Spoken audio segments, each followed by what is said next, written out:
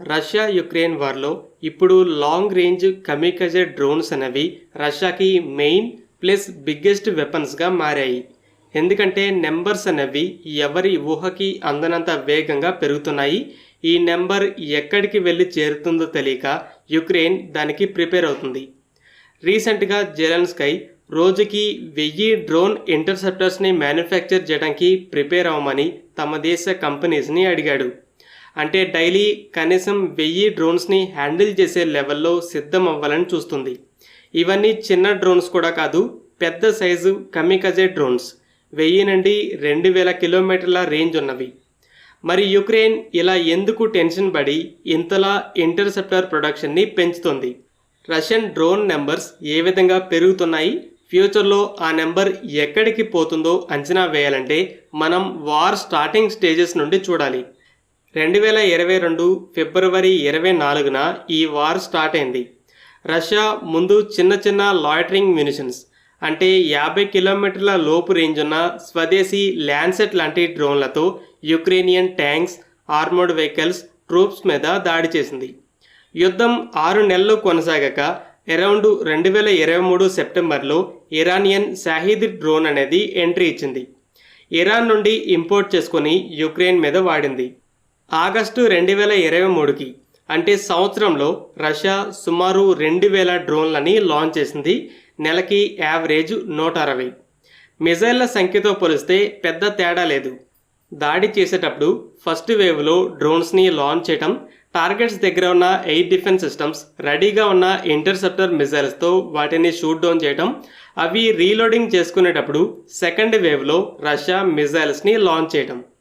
First year ఇదే స్ట్రాటజీని వాడింది.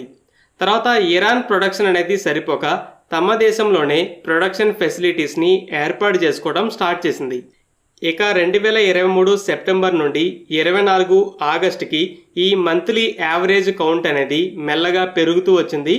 ఇక తర్వాత స్కై రాకెట్ అన్నట్టే. షాహీద్ డ్రోన్స్తో పాటు చైనీస్ ఇంజన్స్, కాంపోనెంట్స్ని వాడి రష్యా ఈ డ్రోన్కి సిమిలర్గానే జెరాన్, గార్పియా లాంటి డ్రోన్లని డెవలప్ చేసి వాటి మాస్ ప్రొడక్షన్ని కూడా మొదలుపెట్టింది. 2024 సెప్టెంబర్లో మంత్లీ కౌంట్ అనేది 1000ని క్రాస్ అయింది. అక్టోబర్లోనే 2000, నవంబర్లోనే 2500ని కూడా క్రాస్ చేసి ఇలా పెరుగుతూ వచ్చింది.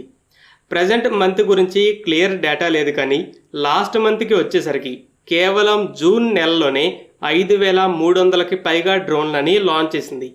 ఈ జూలై నెలలో ఒక నైట్ అయితే రికార్డ్ నెంబర్ 728 డ్రోన్లు, 13 క్రూజ్ అండ్ బలిస్టిక్ మిజైల్స్ని ఫైర్ చేసింది.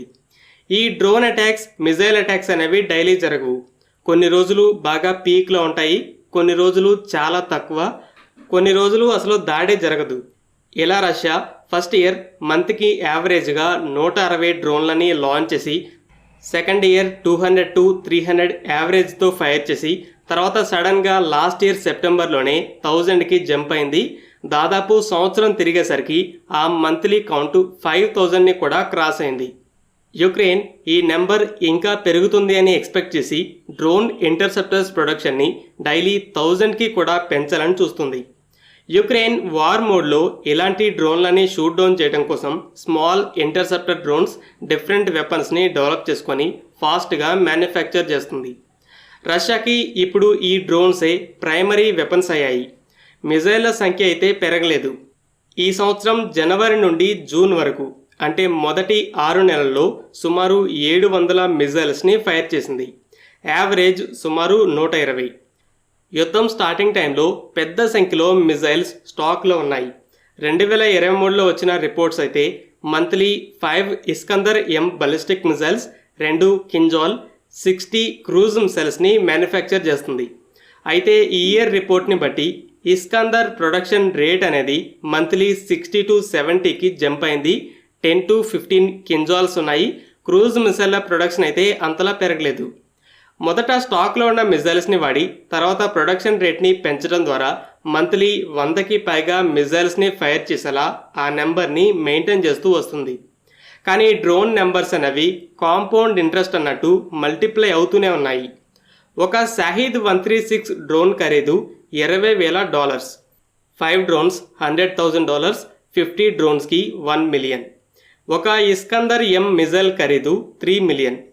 సో రోజుకి 4 ఇస్కందర్ ఎం షార్ట్ రేంజ్ బలిస్టిక్ మిజైల్స్ని ఫైర్ చేసే ఖర్చుతో 600 డ్రోన్లని వాడచ్చు. ఇప్పుడు మంత్లీ డ్రోన్ నెంబర్ అనేది 5000ని క్రాస్ చేసింది కదా, 7 నెలలు అయింది. మరి నెక్స్ట్ జనవరి వచ్చేసరికి ఏ నెంబర్ని రీచ్ అవుతుంది అనుకుంటున్నారో కామెంట్ చేయండి. ఫ్రెండ్స్, ఈ వీడియో మీకు నచ్చినట్లయితే లైక్ చేయండి. అలాగే మరిన్ని ఇంపార్టెంట్ డిఫెన్స్ అప్డేట్స్ కోసం మన ఛానల్ని సబ్స్క్రైబ్ చేసుకోండి.